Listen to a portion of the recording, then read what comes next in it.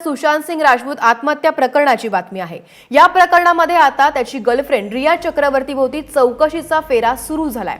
Riya Chakraborty तासाभरापूर्वीच ED कार्यालयामध्ये दाखल देखील झाली आहे। ईडी कडून मनी लॉन्ड्रिंग प्रकरणामध्ये रियाची चौकशी सध्या सुरू आहे।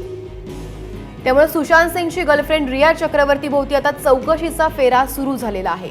रिया चक्रवर्ती तासाभरापूर्वीच ईडी कार्यालयात दाखल झालेली आहे। या सगळ्या संदर्भात आपण अधिकची माहिती घेऊया। दीपेश त्रिपाठी सध्या आमचे प्रतिनिधी आपल्या सोबत आहेत। दीपेश, रियावरती मनी लॉन्ड्रिंग प्रकरणी चौकशी सुरू झाली आहे, कुठले महत्त्वाचे मुद्दे असणार आहेत चौकशीत? नक्कीच मनी लॉन्ड्रिंगचा गुन्हा जो आहे तो ईडी त्याचा तपास ईडी करत आहे। सुशांत सिंगचा अकाउंट रिया चक्रवर्ती हाताळत होती, ती ऑथराइजपणे हाताळत होती की नाही, त्याची परवानगी सुशांतने तिला ऑफिशियली दिली होती की नाही, हा सगळ्यात महत्त्वाचा मुद्दा असणार आहे। तर तसंच रियाची आता जी चौकशी सुरू आहे तर 3 ईडीचे अधिकारी आहेत जे रियाचा जबाब नोंदवत आहेत आणि हे सगळं रिटर्नमध्ये घेतलं जात आहे।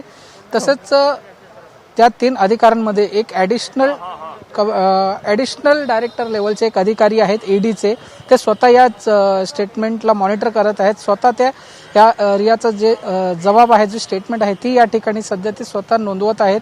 आणि रियाची लीगल टीममधील एक ज्युनियर काउन्सिल आहेत, त्यांना ते बाहेर आहेत, ते रूममध्ये फक्त कॅबिनमध्ये रिया जे आहेत ते एकटेच आहेत आणि त्यांचे लीगल टीममधले जे एक ज्युनियर, जसं आपण सांगितलं, ते त्यांना बाहेर बसवून। मी तुम्हाला थोडंसं थांबवते। आपल्यासोबत आपले प्रतिनिधी गणेश ठाकूर सुद्धा आहेत। गणेश, मनी लॉन्ड्रिंग प्रकरणी रियाची चौकशी सुरू झालेली आहे, प्रश्न कुठले असतील?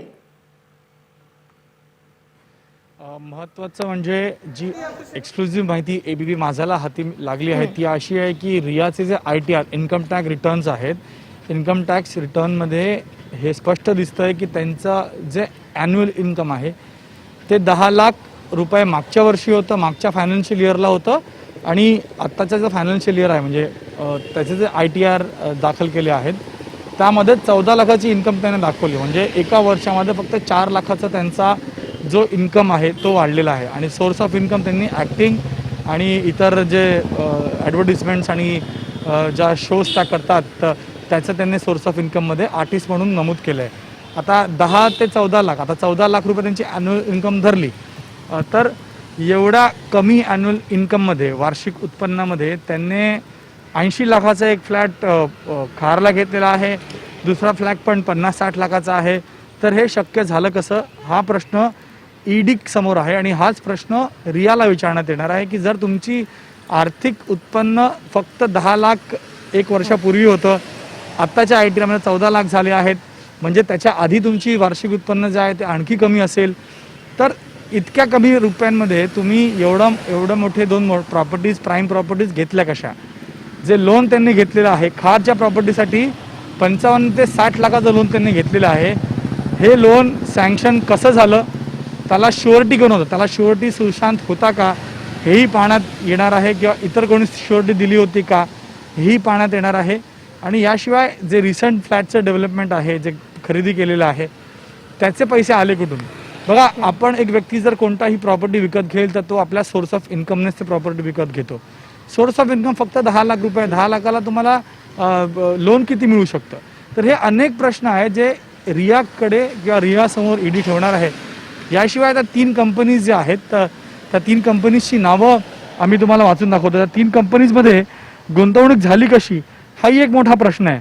मुळात ह्या 3 कंपनीमध्ये शौविक, रिया आणि सुशांत तिन्ही पार्टनर्स होते आणि यासाठी सुशांतनं शौविकला आपल्या कंपनीमध्ये सामील करून घेतलं अशी माहिती आहे। तर शौविक ह्या कंपनीमध्ये कसा आला, त्याचं उत्पन्न काय? शौविकचा IT रिटर्न्स तर रियापेक्षा पण कमी आहेत, कारण तो जास्त काही व्यवसाय करायचा नाही, तो आत्ता कॉलेज पास आउट आहे।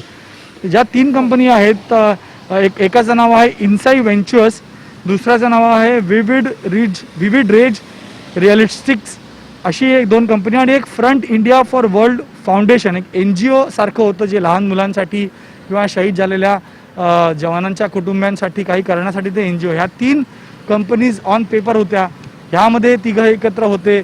सोर्स ऑफ इन्कम काय होती, किती पैसे कमवले, फ्लॅट्सचा पैसा कुठून आला, जे लोन 55 लाखाचं लोन आहे तो उरलेले वरचे जे इनिशियल पेमेंट असते 20 लाखाची ती कुठून आली, सोर्स ऑफ इन्कम काय, हे सगळे प्रश्न आहेत. याशिवाय या 3 कंपनीमध्ये गुंतवणूक किती झाली होती, कोणाला किती शेअर्स होते, ऑडिटरच्या रिपोर्टवर त्यांच्याकडनं चौकशी होणार आहे. सीएने जे स्टेटमेंट दिलं आहे त्यांच्या बुक्सबद्दल त्याच्याबद्दल त्यांना विचारण्यात येणार आहे. एक प्रश्नावली तयार केली गेली आहे. ईडीचं काम करण्याचा जे मेथड आहे किंवा जी पद्धत आहे ती अशी असते की एक क्वेश्चनर ते रेडी करतात. त्या क्वेश्चनरमध्ये आरोपीला देण्यात येतं की हे तुम्हाला प्रश्न आहेत, ह्या प्रश्नांची उत्तरं तुम्ही आम्हाला सांगा. ते प्रश्न बघितल्यानंतर आरोपीला वेळ दिला जातो की तुम्ही यावरती आपलं उत्तर द्या. उत्तर घेतल्यानंतर त्याला काउंटर क्वेश्चन विचारलं जातं. म्हणजे आता समजा 10 प्रश्न आता विचारले गेले, त्याचं उत्तर आलं, उत्तरचं इन्व्हेस्टिगेशन किंवा एक्झामिनेशन ईडीचे अधिकारी करतील आणि त्यानंतर त्याच्यावर ते काउंटर क्वेश्चन देत ते प्रश्न पुन्हा त्या आरोपीला किंवा ज्या व्यक्तीची चौकशी सुरू आहे त्याला देण्यात येतं. मग त्याच्यावर त्या प्रश्नांची उत्तरं, मग असं करत करत जोपर्यंत ते समाधानी नसतात की आमच्या सर्व प्रश्नांची उत्तरं मिळाली आहेत तोपर्यंत इन्व्हेस्टिगेशन जे आहे ते सुरूच असतं. म्हणून आपण नेहमी पाहतो की ईडीच्या इन्व्हेस्टिगेशनमध्ये कमीत कमी 6, 7, 8 तास बसवलं जातं. प्रश्नावली असते, त्याचं उत्तर घेतलं जातं, मग पुन्हा नवीन राऊंड ऑफ इन्व्हेस्टिगेशन किंवा इंट्रोगेशनसाठी बोलवण्यात येतं. म्हणून हे खूप टीडियस आणि मोठं प्रोसेस असतं, कारण यामध्ये डॉक्युमेंट्सला त्यांना एक्झामिन करावं लागतं. कारण हे सगळं आर्थिक व्यवहार जो आहे ऑन पेपर असतो, बुक्सची टॅली करावी लागते. एक लीगल टीममधला व्यक्ती असेल तो त्यांना सगळं सांगेल.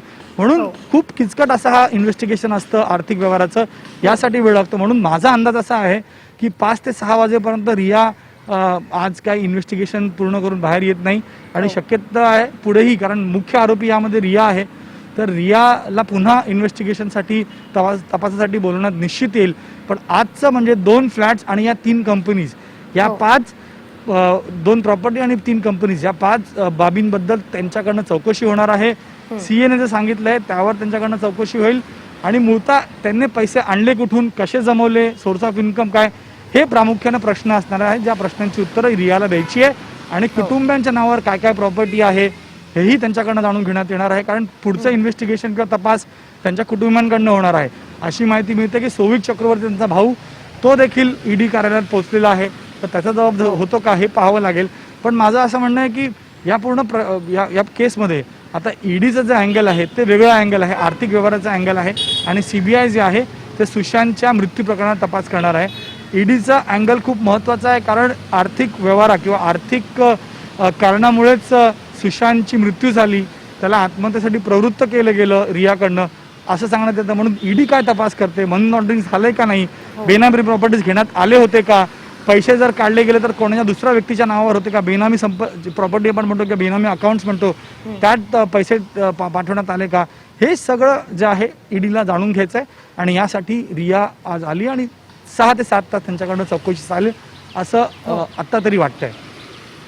गणेश, या सगळ्या प्रकरणी 15 कोटींच्या ट्रान्झॅक्शन बद्दल अनेक प्रश्न विचारले जात आहेत, त्याचं नेमकं काय गौडबंगाल आहे? 15 कोटी ऑन पेपर सुशांतच्या अकाउंटमध्ये कधी दिसले नाही किंवा कधी समोर आले नाही. आम्ही एबीपी माझानं सर्वात आधी सुशांतच्या सीएशी संदीप श्रीधर यांच्याकडनं चौकशी केली. संदीप श्रीधरच ती व्यक्ती आहे ज्याला सर्वात आधी ईडीनं चौकशीसाठी बोलवलं होतं, कारण सुशांतचं अकाउंट तपासणं खूप महत्त्वाचं होतं. पण त्यांनी 4.5 कोटीचं ट्रान्झॅक्शन 1 वर्षापासून आहे आणि आत्ताही तेवढेच पैसे आहेत असं सांगितलं. आणि जे इन्फ्लो असतो, अकाउंटमध्ये पैसे येतात, डेबिट होतात, क्रेडिट होतात, तर त्यामध्ये देखील 15 कोटी कुठेही समोर आलं नाही असं आहे. म्हणून जर परिवार सांगताय, सुशांतचे वडील सांगतात की असं एवढे पैसे माझ्या मुलाकडे होते, ते खरंच होते का, आणि जर अकाउंट्समध्ये नाही तर कुठे इतर ठिकाणी वळवले गेले आहे का, त्याबद्दल आता ईडी चौकशी करणार आहे. आणि यामुळे ईडी वेळ घेत आहे, स्टेप बाय स्टेप चाललेला आहे. सुशांतच्या पैशांबद्दल माहिती घेऊन आता रियाकडे ते पोहोचले आहेत, रियाचं अकाउंट पाहत आहेत, रियाच्या परिवाराचं अकाउंट पाहत आहेत, रियाच्या क्लोज कॉन्टॅक्टमध्ये कोण कोण आहेत, कोणाच्या संपर्कात असते, आर्थिक व्यवहार कोणाबरोबर झाले आहेत, यांच्याकडनं चौकशी होणार आहे. आणि तेच जाणून घेण्यासाठी आज रियाला चौकशीसाठी बोलवलं आहे. गणेश, तू आपल्या सोबत राहाच. आपल्यासोबत आपले प्रतिनिधी दीपेश त्रिपाठी सुद्धा आहेत. दीपेश, रिया चक्रवर्ती ईडी कार्यालयामध्ये दाखल होऊन तासभर झालेला आहे, तुम्ही त्या कार्यालयाबाहेरच आहात, नेमके अजून काय काय अपडेट्स येत आहेत?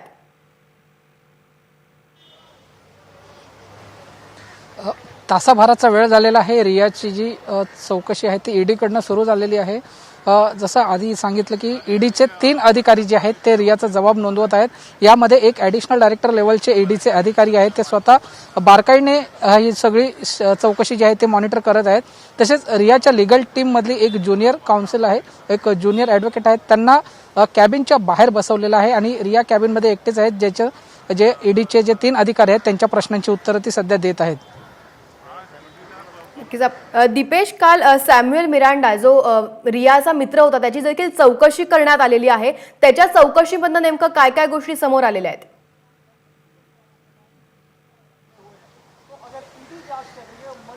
नक्कीच काल सॅम्युएल मिरांडा याची सगळ्यात जास्त वेळ चौकशी या ठिकाणी झाली. 1:30 वाजता दुपारी तो आला होता आणि जवळपास 9 तास त्याची चौकशी चालली. बाहेर पडल्यानंतर सॅम्युएल मिरांडाने काहीच मीडिया माध्यमांशी बोलणं टाळलं. मात्र जी सूत्रांकडून माहिती मिळाली तेव्हा रियाची जी 2 घरं होती त्या संदर्भात जे ईडी आहे, ईडीचे अधिकारी आहेत, त्यांना माहिती मिळाली होती आणि त्याच पार्श्वभूमीवर त्यांचा तो तपास पुढे जात आहे की ही जी 2 घरं घेतली यांचे पैसे कसे आले, कसे जमवले. जसं आता गणेश सरांनी सांगितलं की त्याचं आर्थिक वार्षिक उत्पन्न जे आहे ते 10 लाख होतं आणि ते 4 लाखांनीच वाढलं. तर एवढ्या इन्कममध्ये ही महागडी घरं घेणं शक्य नाही, तर ते शक्य कसं झालं, या सगळ्या बाबींची तपास जी आहे ती काल ईडी सॅम्युएल मिरांडा यांच्याकडे केली आणि आज सुद्धा त्याच अनुषंगाने त्यांचा तपास जो आहे तो पुढे चालला असावा. दीपेश, तू सोबत राहाच. आपण पुन्हा एकदा गणेश ठाकूर यांच्याकडे जाणार आहोत. गणेश, मनी लॉन्ड्रिंग प्रकरणी रिया चक्रवर्तीची सध्या चौकशी सुरू आहे. या प्रकरणी अजून कोणाकोणाची चौकशी ईडी करणार आहे? टप्प्याटप्प्यानं ईडी चौकशी करते. आता आज रिया आली आहे, तर त्यानंतर इतर जे 6 आरोपी आहेत या प्रकरणामध्ये, इतर 5 माफ करा आहेत आरोपी या प्रकरणामध्ये. इंद्रजीत चक्रवर्ती जे रियाचे वडील आहेत, संध्या चक्रवर्ती जे रियाची आई आहे, शौविक चक्रवर्ती, त्याचबरोबर श्रुती मोदी जी सुशांतची मॅनेजर होती आणि रियाची बेस्ट फ्रेंड आहे.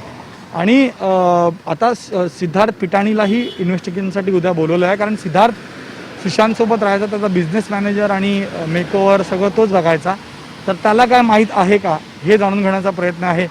सॅम्युएल मिरांडा तो व्यक्ती आहे जो सुशांतचं घर पाहायचा, घराची सगळी देखरेख करायचा, घरात काय सामान लागणार आहे, घरातल्या खर्चांबद्दल तो पाहायचा. तर सुशांतचं जे क्रेडिट कार्ड किंवा डेबिट कार्ड होतं ते सॅम्युएल आणि सिद्धार्थ पिटणीच वापरायचे असं म्हटलं जातं. आणि जे ट्रान्झॅक्शन्स व्हायचे घरच्या खर्चासाठी किंवा कॅश ट्रान्झॅक्शन्स व्हायचे ते सुशांत यांना सांगायचा, म्हणून ह्या दोघांना चौकशीसाठी बोलवलं आहे. याशिवाय आता रियाची प्रॉपर्टीचा सर्वप्रथम सखोल चौकशी करणार आहेत ईडीचे अधिकारी. तर ज्या ज्या बिल्डरकडे ती प्रॉपर्टी घेतली आहे त्यांनाही बोलवण्यात येईल की तुम्ही आम्हाला माहिती द्या की कोणते कोणते प्रॉपर्टीज कशा आणि कुठे कुठे घेतलेले आहेत आणि त्याला पैसा कुठून आला. तर त्या डील्सबद्दलही माहिती घेण्यात येणार आहे. या कंपनी ज्या 3 आहेत त्या 3 कंपनीजबद्दल माहिती घेण्यात येईल की या कंपनीमध्ये कोण कोण होतं, काही पैसे गुंतवणूक झाली होती का, ऑफिस घेतलं होतं का नाही. आणि याशिवाय रियाचे जे जी लाईफस्टाईल आहे त्या लाईफस्टाईलमध्येही जाण्याचा प्रयत्न ईडी करणार, कारण त्यातनंच काहीतरी लिंक मिळू शकेल.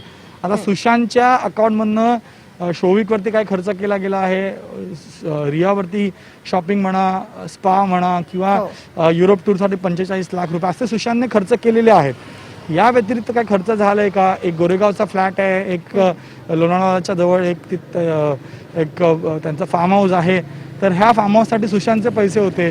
तर रियाच्या या प्रॉपर्टीमध्ये सुशांतने काय मदत केली होती का हेही पाहावं लागेल. बऱ्याच वेळेला असं असतं की माझ्याकडे पैसे असतात, मला हे पैसे एका व्यक्तीला द्यायचे आहेत पण ते दाखवायचे नाही आहेत, म्हणून माझे पैसे मी एका तिसऱ्या व्यक्तीला देतो आणि तिथून ते पैसे त्या व्यक्तीला पोचतात, असंही केलं जातं, कारण ते ऑन पेपर दिसलं नाही पाहिजे. असं काही झालेलं आहे का, म्हणजे हे सगळं जे आहे जाणून घेण्याचा प्रयत्न आता ईडी करते. आणि ईडीची एक्सपर्टी यामध्येच आहे. आर्थिक व्यवहारामध्ये झाला गडबडी हे शोधून काढण्यामध्ये त्यांची एक्सपर्टी आहे. म्हणून आता सखोल चौकशी करून पैसा कुठून आला, कुठे गेला का नाही, खरं आरोप आहेत का नाही, हे सगळं ईडी का चौकशीमध्ये निष्पन्न होईल.